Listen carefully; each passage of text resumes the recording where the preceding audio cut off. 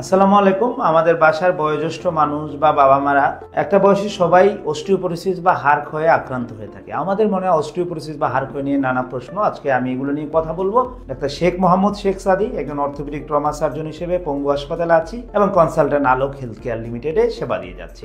Osteoporosis বা হাড় ক্ষয় বলতে হাড়ের ঘনত্বটা কমে যাওয়াকে বোঝায়। সাধারণত হাড়ের মধ্যে ক্যালসিয়ামের ঘনত্বটা কমে যায়। তো এটা কখন হয়, কেন হয়? একটা নির্দিষ্ট বয়সের পরে সবারই অস্টিওপোরোসিস হওয়ার সম্ভাবনা থাকে, তবে এতে হরমোনের একটা প্রভাব থাকে। বিশেষ করে ছেলেদের ক্ষেত্রে টেস্টোস্টেরন হরমোন এবং মেয়েদের ক্ষেত্রে ইস্ট্রোজেন হরমোনের ঘাটতিতে এটা হয়ে থাকে। এবং মেয়েদের ক্ষেত্রে যখন মেনোপজ বা আমরা বলি যাদের মাসিক বা ঋতুস্রাব বন্ধ হয়ে যায়, তখন তাদের হরমোনটা বন্ধ হয়ে যায়, তখন তাদের ক্ষেত্রে অস্টিওপোরোসিস বা হাড় ক্ষয়ে আক্রান্ত হওয়ার সম্ভাবনাটা বেশি থাকে। তাই নারীরাই এতে বেশি আক্রান্ত হন।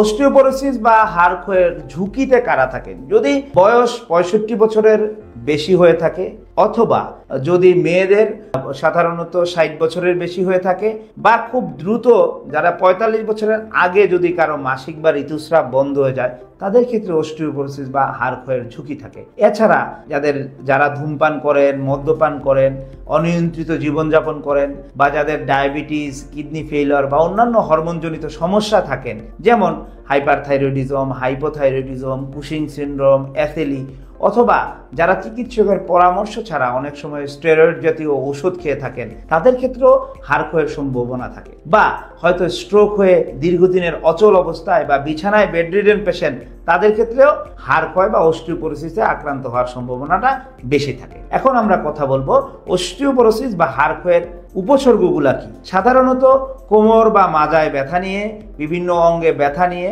হাড়ের ব্যথা নিয়ে আমাদের কাছে আসে, অথবা দেখা গেছে অল্প আঘাতে হয়তো তাদের কোমর বা পাঁজরের হাড় ভেঙে যায় বা ওই হাড়ে ফ্র্যাকচার দেখা দেয়, সেটা নিয়ে, অথবা ভার্টিব্রাতে ফ্র্যাকচারের কারণে কুজু হয়ে যায়। আমাদের অনেকেই আপনারা দেখবেন, আমাদের আশেপাশে বয়স্ক মানুষরা একসময় একটা বয়সে গিয়ে এই অস্টিওপোরোসিসের কারণে তাদের হাইট কমে যায়, উচ্চতা কমে যায়, কুজু হয়ে থাকে। তবে শুরুর দিকে এই অস্টিওপোরোসিসের তেমন কোনো সিমটম থাকে না। তাই এটাকে বলা হয় নীরব ঘাতক, যে নীরবে আমাদেরকে হাড়কে শেষ করে দিচ্ছে। সুতরাং অস্টিওপোরোসিস আমরা কিভাবে শনাক্ত করব? অস্টিওপোরোসিসের ঝুঁকি শনাক্ত করার জন্য আমরা চিকিৎসকরা কিছু ইনভেস্টিগেশন করে থাকি, এবং ক্যালসিয়ামের হাড়ের মধ্যে ঘনত্ব মাপার জন্য আমরা কিছু পরীক্ষা নিরীক্ষা করে থাকি। এখন এই অস্টিওপোরোসিসের চিকিৎসা কি? একজন অর্থোপেডিক চিকিৎসক হিসেবে আমি বলবো, অস্টিওপোরোসিসের চিকিৎসার চেয়ে প্রতিরোধটাই বেশি উত্তম। তাহলে সেই প্রতিরোধ করতে গেলে আমাদেরকে একটা নিয়মতান্ত্রিক জীবন যাপন করতে হবে, নিয়মিত ব্যায়াম করতে হবে